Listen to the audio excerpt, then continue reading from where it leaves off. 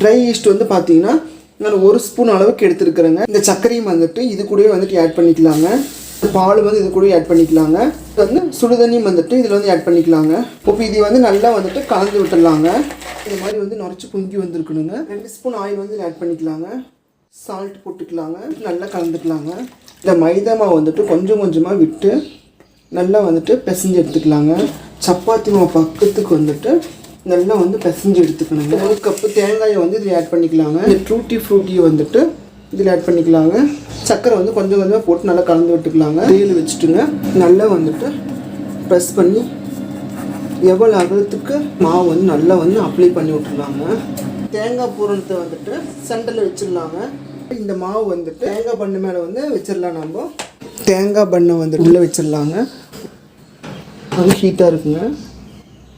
அங்கே நமக்கு சுவையான தேங்காய் பண்ணு வந்து ரெடி ஆயிடுச்சுங்க.